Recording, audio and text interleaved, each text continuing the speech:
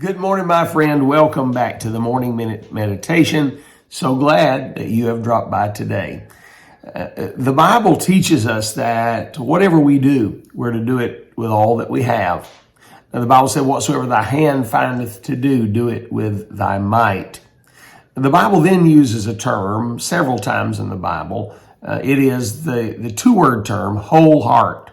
The word whole means what you think it does. It means with everything that you have. Complete or total. Then the word heart could also be interchanged with the definition of the soul. It means the being of a man, all that a man is. You see, our body is just simply the vehicle that carries around the real person that we are. We are to go after our Christian experience with our whole heart. In the book of Psalms chapter 9 and verse 1, David said, I will praise thee with my whole heart. In Psalms 119 verse number 2, he said, I will seek the Lord with my whole heart. In verse number 34 of Psalms 119, he said, I will observe thy law with my whole heart. And then in verse 58, he said this, I will entreat thy favor with my whole heart.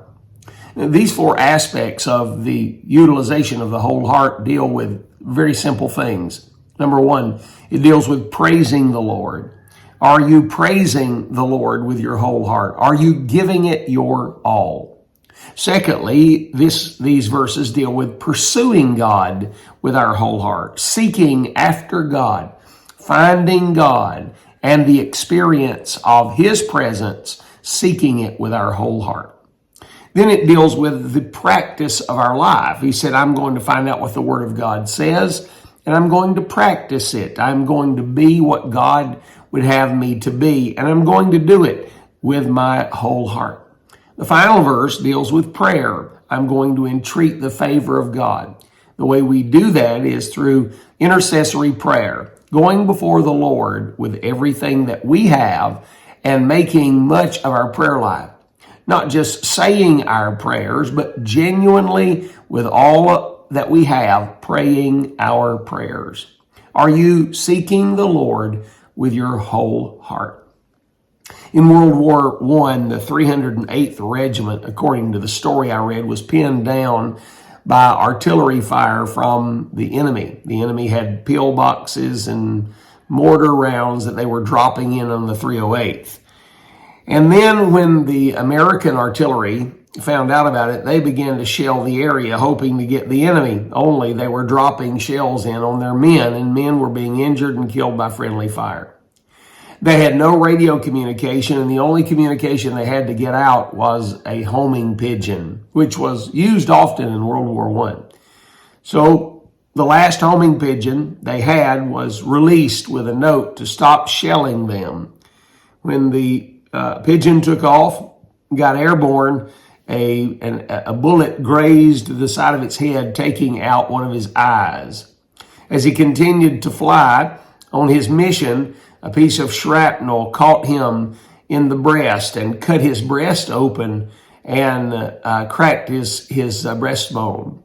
He continued to fly, bleeding and battered, but flying.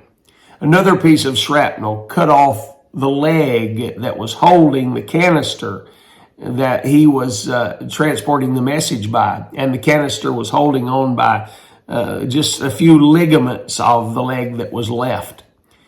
But he made it. And he made it and died. But the message was delivered, and the artillery shelling stopped, and the 308th was spared. You see, the pigeon represents what we ought to be. He represents someone who refuses to quit and does what he has been called to do with his whole heart.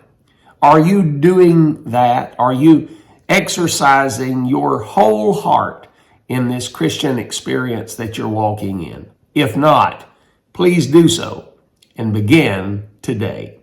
Hey, think on these things today. Consider them. Have yourself a great cup of coffee and a good day.